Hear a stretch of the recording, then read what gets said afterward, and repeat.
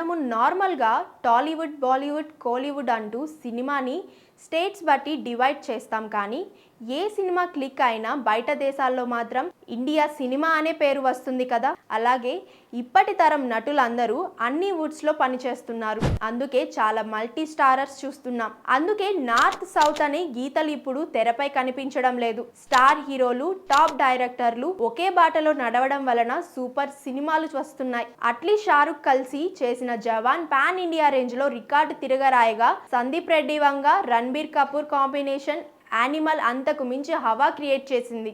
అదే ట్రాక్ లో సల్మాన్ ఖాన్ కూడా మురుగదాస్ కి ఛాన్స్ ఇచ్చి సికిందర్ అనే ప్రాజెక్ట్ స్టార్ట్ చేసినా అది అంచనాల్ని అందుకోలేకపోయింది. కానీ ఈ ట్రెండ్ లో ఇప్పటిదాకా జాయిన్ కాని పెద్ద పేరు ఒక్కటే ఉంది, అది అమీర్ ఖాన్. పాన్ ఇండియా అనే మాట కూడా పుట్టక ముందే రామ్ గోపాల్ వర్మతో రంగీలా, మురుగదాస్తో గజనీ లాంటి మైల్ స్టోన్ సినిమాలు చేసిన అమీర్ గడిచిన కొన్ని సంవత్సరాలుగా మాత్రం సౌత్ కొలాబరేషన్కు దూరంగా ఉన్నారు. కానీ ఇప్పుడు అమీర్ ఖాన్ ఈ గేమ్లోకి దిగినట్లు కనిపిస్తోంది. తన తాజా చిత్రం సితారే జమీన్ పర్ ప్రమోషన్లో తానే స్వయంగా ఒక పెద్ద అనౌన్స్మెంట్ చేశారు.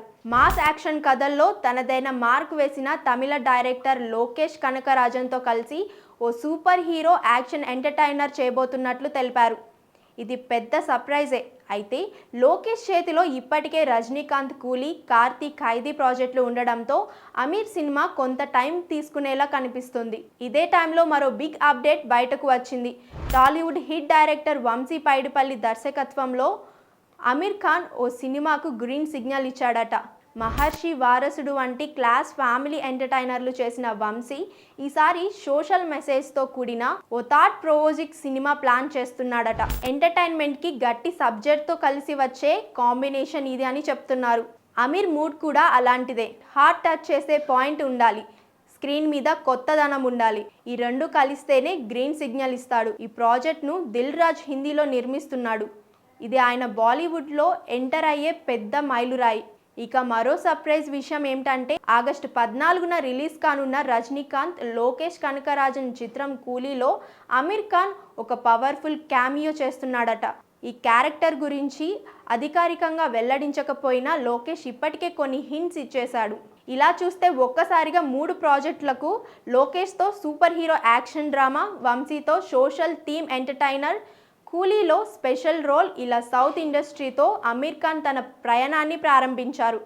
సితారే జమీన్ పర్ ఓ డీసెంట్ టాక్ తెచ్చుకున్న అమీర్ మార్కుకు తగ్గ విజయం కాదని అర్థమయ్యి ఆయన మరింత స్ఫూర్తితో ముందుకు నడిచినట్లు అర్థమవుతుంది. ఇప్పుడు కనిపిస్తున్న అమీర్ స్పష్టంగా నార్త్ సౌత్ మధ్య కలయికను తన లెవెల్లో కొత్త డిఫైన్ చేయబోతున్నాడు. గతంలో స్క్రిప్ట్కి ప్రాముఖ్యత ఇచ్చి పాత రూల్స్ బ్రేక్ చేసి తనదైన మార్క్ వేసిన మిస్టర్ పర్ఫెక్షనిస్ట్ ఇప్పుడు మళ్ళీ కొత్త రూపంలో రావడానికి సిద్ధమవుతున్నాడు. ఈసారి సౌత్ ఇండస్ట్రీతో జతకట్టే కొత్త యాత్రలో. Please subscribe to the channel and download the Politicos app from the links in the description.